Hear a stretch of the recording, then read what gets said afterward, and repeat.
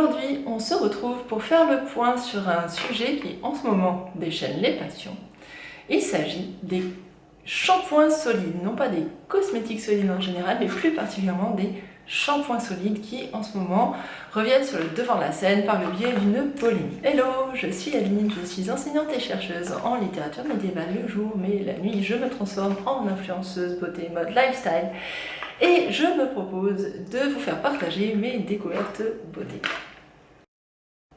Alors, les shampoings solides, vous le savez, donc, sont arrivés sur le marché il y a quelques temps déjà.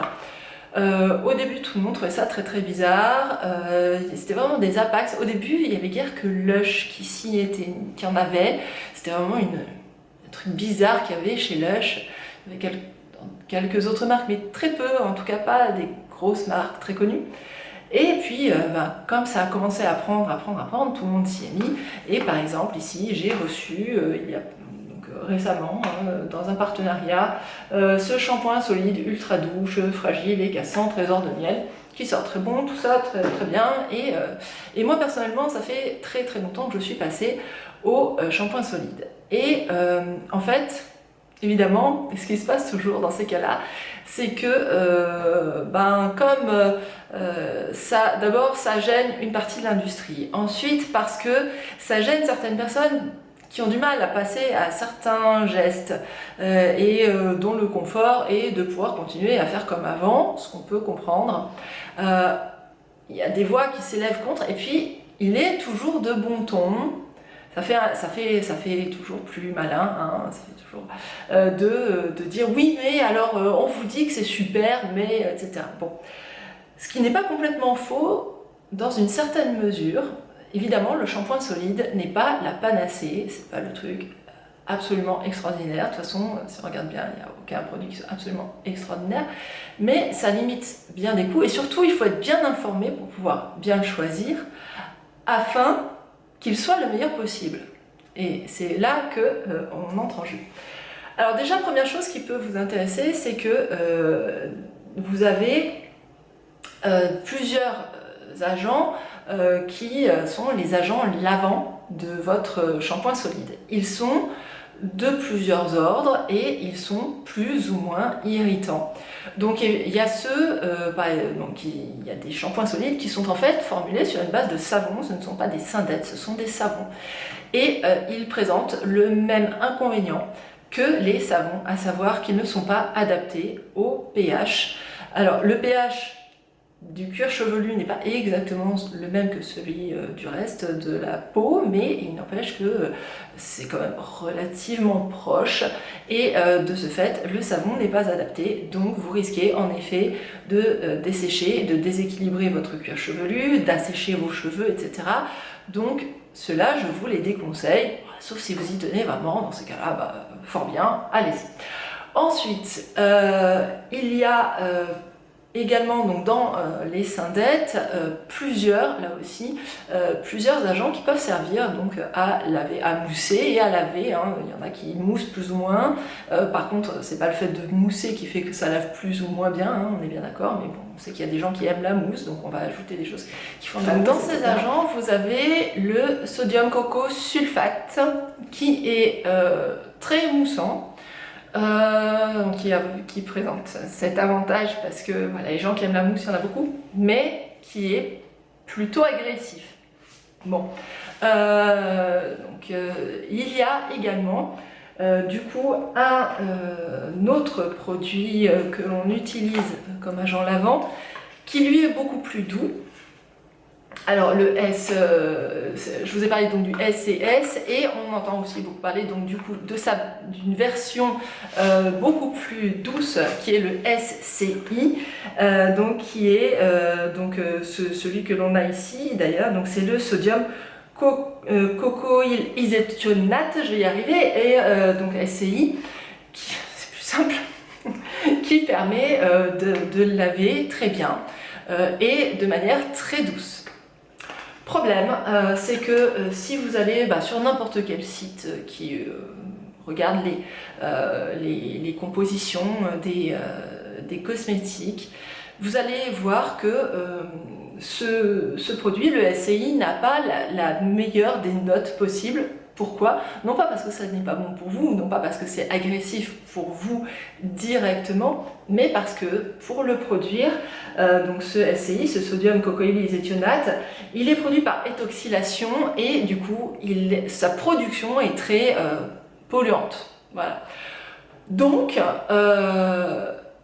l'idéal, c'est de trouver des produits qui contiennent d'autres agents lavants, mais qui soient très doux. Et c'est vrai que dans beaucoup de shampoings solides, celui-ci par exemple, vous allez trouver donc du SCI.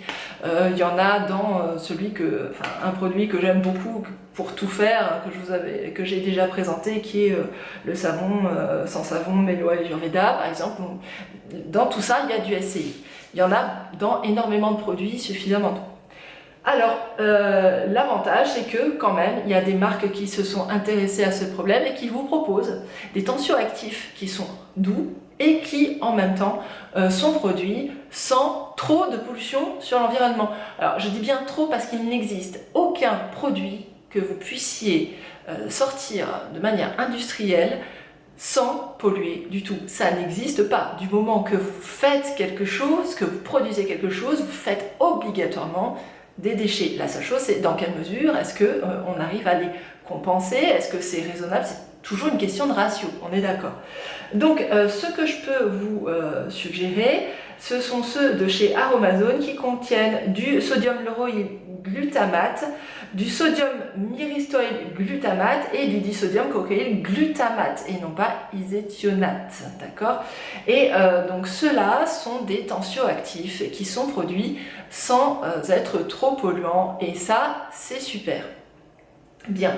Ensuite, il ne faut pas oublier dans les critiques qui ont été faites aux shampoings solides que des fois c'est un peu n'importe quoi. Parce que j'ai eu, je crois que le truc le plus hallucinant que j'ai eu, c'est oui, alors il faut beaucoup plus d'eau pour les rincer. Alors déjà, ça veut dire que vous utilisez mal votre shampoing solide. Navré, mais un shampoing solide, évidemment, comme il est solide, il est déshydraté, il n'y a pas d'eau. Enfin, très peu. Donc ça veut dire qu'à l'application, il faut compenser le manque d'eau en rajoutant de l'eau. Alors, ça veut dire qu'il faut avoir soit les cheveux extrêmement mouillés, ce qui, quand on a les cheveux longs, n'est pas très compliqué, parce que bon, les cheveux retiennent l'eau, mais bon, pardon, je vais mourir. C'est pas le plus simple. Donc, il y a les marques qui vous conseillent de mouiller à la fois vos cheveux et le shampoing solide.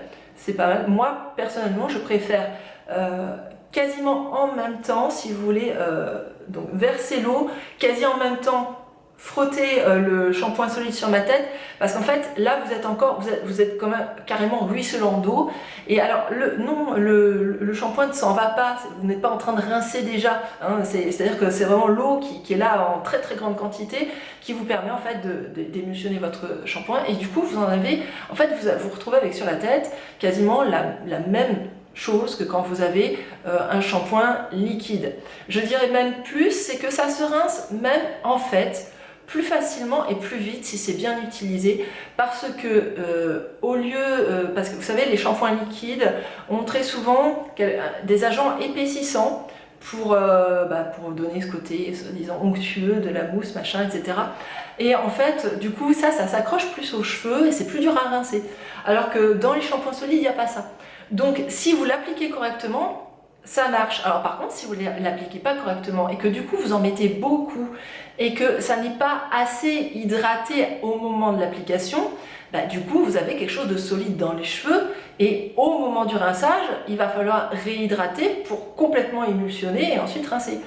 Voilà, en fait c'est un problème de mes usages. Bon, ensuite, ça c'était la première chose. Ensuite, me dire que ça prend plus d'eau et que ça pollue plus. Alors déjà, regardez la composition des shampoings liquides, vous vous apercevrez qu'il y a très souvent beaucoup de produits dedans qui sont très polluants. Je ne vous parle même pas de ces fameux, alors soit silicones, alors qu'ils soient végétaux ou pas végétaux, mais surtout les synthétiques, Pire encore, les ammoniums quaternaires, dont je vous rappelle qu'on est en train de les retrouver non seulement dans l'eau, mais dans l'atmosphère, y compris dans les Pyrénées. Donc c'est vous dire quand même si on est cerné par les microplastiques et on n'arrive pas à les enlever de l'eau.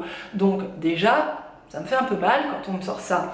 Mais en plus, c'est quand même oublier une chose. À votre avis, combien faut-il d'eau pour produire juste la bouteille plastique? Je ne dis pas le shampoing liquide qui est à l'intérieur, mais je vous parle de la bouteille elle-même. C'est phénoménal. Il faut savoir que pour produire une tonne de plastique, il faut 2 millions de litres d'eau. 2 millions.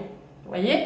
Vous allez me dire, une bouteille de plastique, elle ne fait pas une tonne. Ah, certes, votre bouteille de plastique fait environ 20 grammes de plastique. Je parle pas avec le shampoing à l'intérieur, bien sûr. Donc, ce qui vous fait 0,0002 tonnes, c'est-à-dire qu'en fait, rien que pour produire votre bouteille de plastique sans rien, hein, d'accord, juste vous l'avez produite, vous l'avez fabriquée, il vous faut 20 litres d'eau. Est-ce que vous avez vraiment forcément besoin de 20 litres pour rincer le supplément de shampoing solide par rapport au shampoing liquide? Rien. Ensuite, imaginez pour produire ce plastique, ce qu'il faut en eau pour l'extraction des hydrocarbures, le transport des hydrocarbures. Alors là, vous allez me dire, oui, mais en même temps, maintenant, les bouteilles, elles sont recyclées. Ah bah oui, bien sûr. Alors déjà, le plastique, c'est pas quelque chose qui est recyclable à l'infini. Ça se recycle plusieurs fois, c'est vrai, si tant est d'ailleurs que vous recycliez vos plastiques, ça c'est un autre problème. Mais ça n'est pas recyclable à l'infini. Et ensuite, le processus de recyclage utilise énormément d'eau. Donc, vous voyez que tout cumulé, franchement, est-ce que c'est les éventuellement quelques litres d'eau en plus que vous mettez sur votre tête qui vont changer la donne? Non, à un moment donné, il faut réfléchir. D'accord? Donc, s'il vous plaît, alors oui, on choisit correctement son shampoing solide pour qu'il ne soit pas agressif ni pour les cheveux ni pour le cuir chevelu. Et on peut choisir aussi, c'est comme pour n'importe quel produit cosmétique, on peut choisir la composition en fonction du fait qu'elle est plus ou moins mauvaise pour l'environnement. Il n'y en a aucune qui sera parfaite, sauf à vous laver les cheveux avec de la boue. Ça peut-être, ça marchera, mais bon, après ça c'est un choix.